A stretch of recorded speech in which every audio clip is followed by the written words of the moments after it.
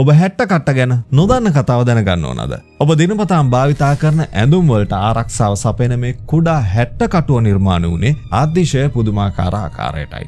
මේ හැට්ට කට්ට නැත්තම් සේෆ්ටි පින් එකේ සැබෑ නිපැම් කරුවන්නේ ඇමරිකානු ජාතික වෝල්ටර් හන්ට් කියන මහත්මයා. ඔහු නිව්යෝක් නගරයේ සිටි නිර්මාණශීලී කාර්මික ශිල්පියෙක්. වසර 1849 අප්‍රේල් 10 වෙනිදා වෝල්ටර් හන්ට් මේ සොයා ගැනීම කරද්දී ඔහු සිටියේ අතිශය දුෂ්කර මූල්‍යමය අර්බුදයක. ඔහුට එක් මිතුරෙකුට ගෙවීමට ඩොලර් 15ක පමණ ණය මුදලක් තිබුණා. එකල එක විශාල මුදලක්. ණය ගෙවීමට නොහැකිව මුදල් සොයමින් කල්පනාවෙන් සිටි ඔහු අඟල් 8ක පමණ පුංචි පිත්තල කම්බි කැබැල්ලක් අතට ගත්තා. ඔහු එම කම්බිය ඇඹරීමෙන් සහ නැමීමෙන් පැය 3ක් වැනි කෙටි කාලයක් තුලදී යාන්ත්‍රණයක් සහ ආරක්ෂක ආවරණයක් සහිත නවීන හැට්ට කටුව නිර්මාණය කළා. මේ ඇඟිලි වලට හානි නොවන පරිදි කටුවේ තුඩ ආවරණය කරන ලද පළමු නිර්මාණය. ඔහු වහාම එයට එක්සත් ජනපද පේටන්ට් බලපත්‍ර අංක 6281 ලබා ගත්තා. නමුත් ණය බරින් මිදීමේ ඉක්මන නිසා ඔහු එම පේටන්ට් අයිතිය ඩොලර් 400ක් වැනි පුංචි මුදලකට විකුණා දැමුවා. වෝල්ටර් හන්ට් එම මුදලින් ණය ගෙවා දැමුවත්